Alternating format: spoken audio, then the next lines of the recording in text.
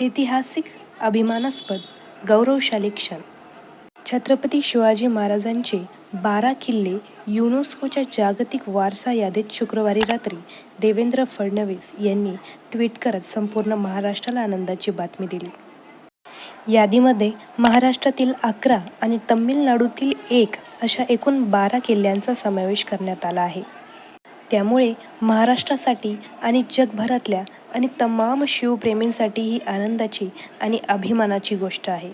जागतिक वारसास्थळांच्या यादीमध्ये स्थान मिळालेले छत्रपती शिवाजी महाराजांच्या स्वराज्यातले हे 12 किल्ले कोणते हे आपण पाहणारच आहोत. पण त्याआधी युनेस्को म्हणजे काय हे जाणून घेऊयात. युनेस्को म्हणजेच United national educational, scientific and cultural organisation म्हणजेच संयुक्त राष्ट्रांची शैक्षणिक, वैज्ञानिक आणि सांस्कृतिक संस्था. मित्रांनो, युनेस्कोची स्थापना 1945 साली झाली होती.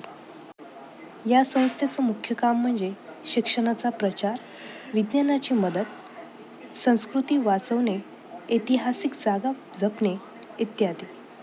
आपल्या भारतात युनेस्कोने अजंठा वेरूळ लेणी, ताजमहल, हम्पी इत्यादी ठिकाण जागतिक वारसा स्थळ म्हणून घोषित केले आहेत. म्हणूनच युनेस्को हे जगभर महत्त्वाचं काम करते. चला तर मित्रांनो, बघूयात जागतिक वारसा स्थळांच्या यादीमध्ये स्थान मिळालेले छत्रपती शिवाजी महाराजांचे ते 12 किल्ले कोणते.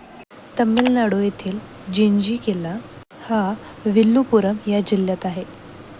तसेच महाराष्ट्रामध्ये पुणे जिल्ह्यातील रायगड, लोहगड, शिवनेरी आणि राजगड, तसेच नाशिकमधील सालहेर किल्ला, खांदेरी किल्ला आणि साताऱ्यातील प्रतापगड, रत्नागिरी येथील सुवर्णदुर्ग, कोल्हापूर येथील पन्हाळा, सिंधुदुर्ग जिल्ह्यातील विजयदुर्ग आणि सिंधुदुर्ग.